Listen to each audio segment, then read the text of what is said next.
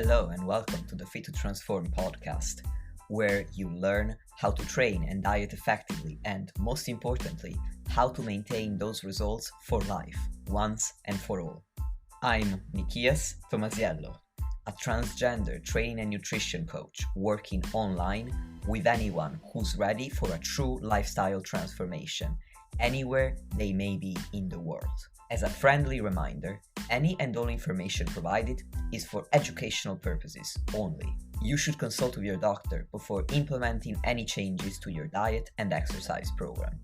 With that disclaimer out of the way, thank you for being here. Now grab yourself a cup of tea or pre-workouts and enjoy.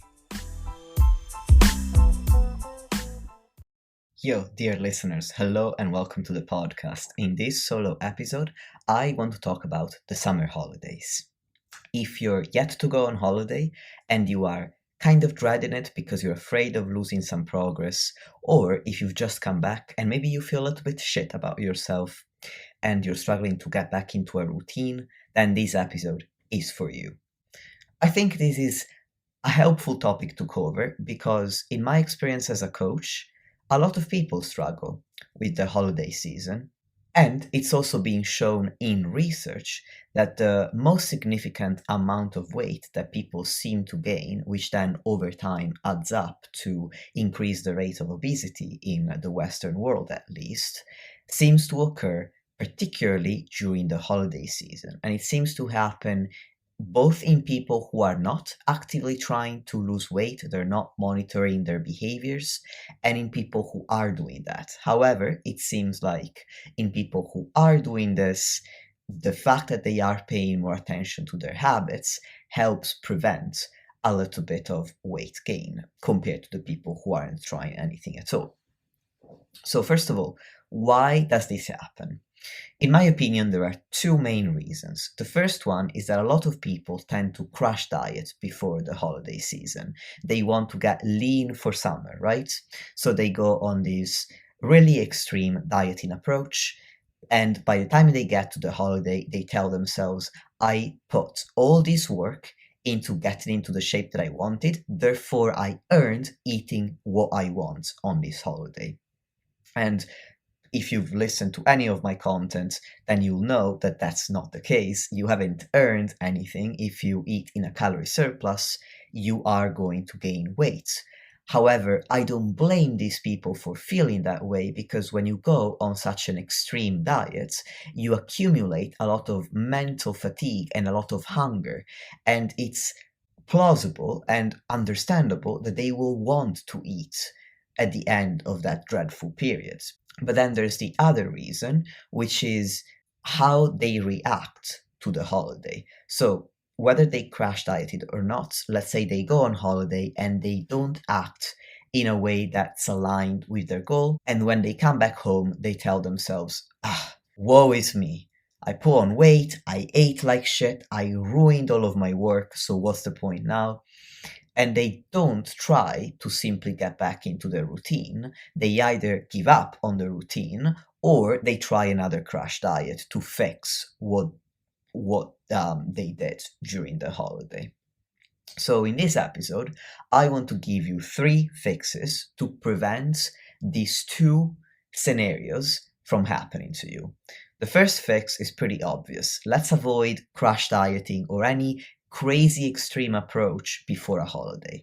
Now, I'm not saying I'm completely against a relatively extreme approach to dieting. I've already spoken about how I think that in the short term, this could be a valuable tool to use, but it's not for everyone, and it's certainly not for you if you've been through this holiday vicious cycle before.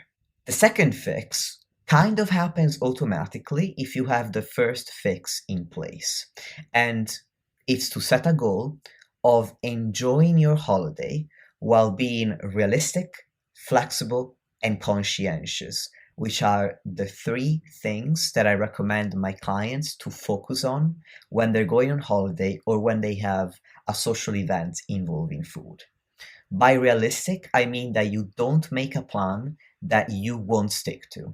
For example, if you're going to spend a week in Bermuda, realistically, you're not going to be in a deficit. So don't tell yourself that you're going to continue dieting. Plan for a diet break. Otherwise, you're going to lead to disappointment and demotivation because you're going to try to stick to a plan that was doomed to fail to begin with. By flexible, I mean that you can choose different tools because you're going to be in a different environment pursuing a different goal.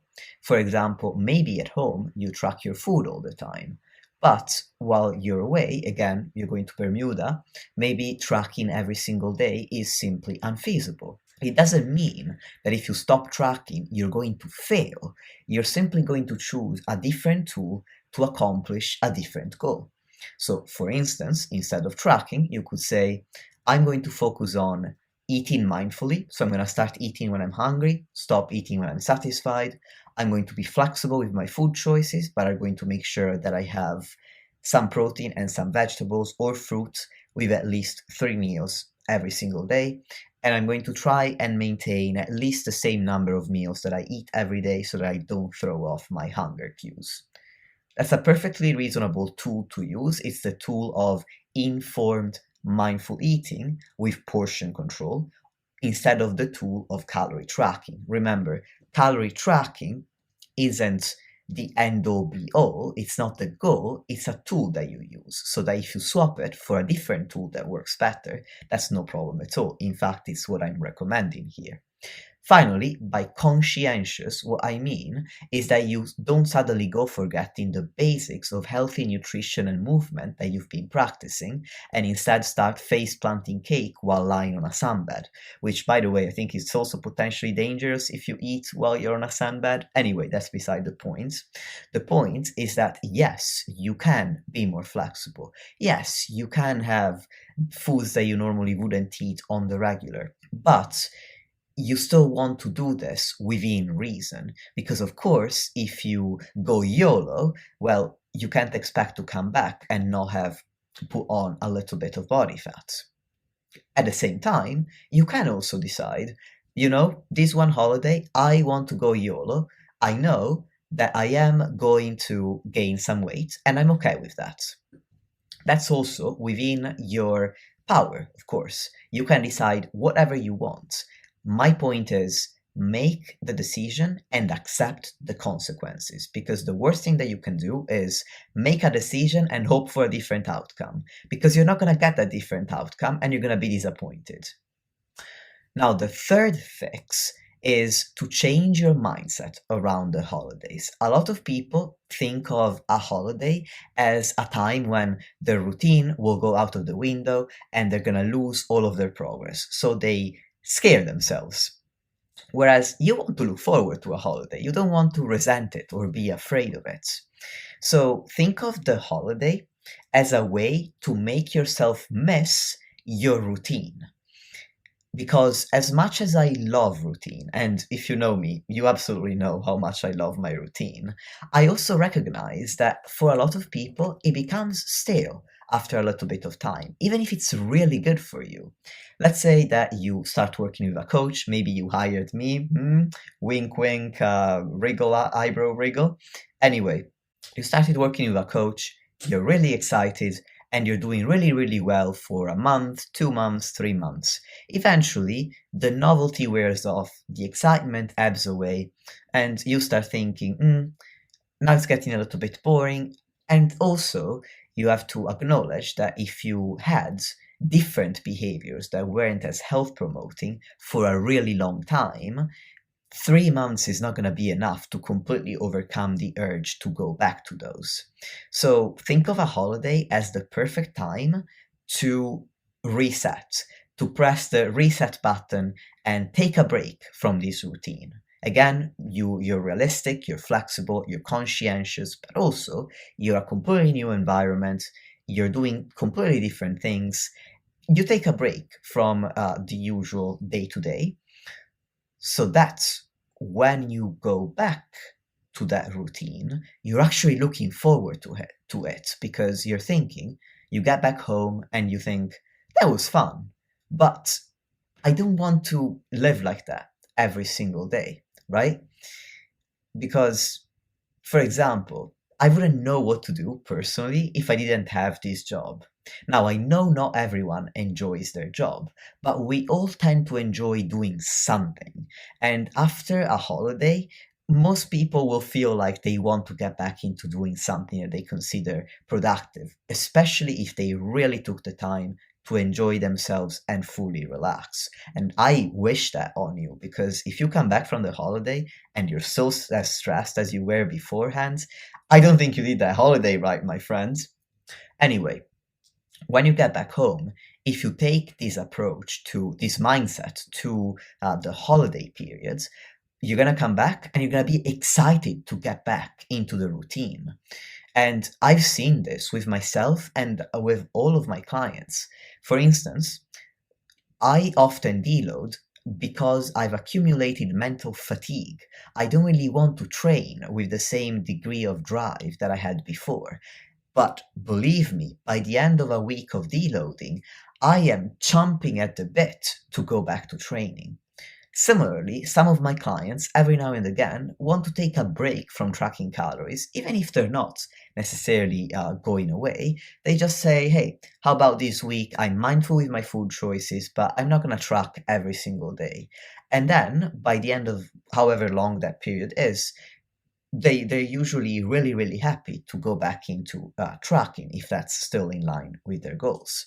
So take this approach to your holiday instead of dreading it and assuming that it's going to ruin your progress, because this way I can assure you it won't. At this point, I've been helping people navigate the holidays without missing out on them and without losing progress since 2019. It's been 5 years. And believe me, this method works. So this was a little bit of a shorter podcast, but I think it was very relevant to the time. So thank you very much for tuning in. If you want to contact me for coaching, you'll find a link to my application form or my website to read more about it in the description below.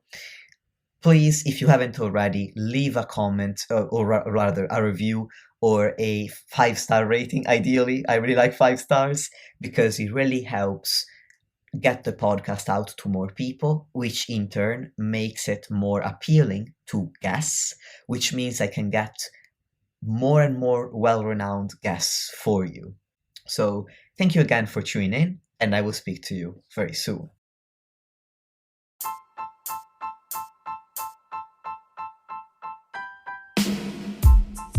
Lastly, if you want to support the podcast and help me reach more people, please leave a 5-star rating or review on any podcast platform that you're using. Thank you very much for listening, and I'll speak to you soon.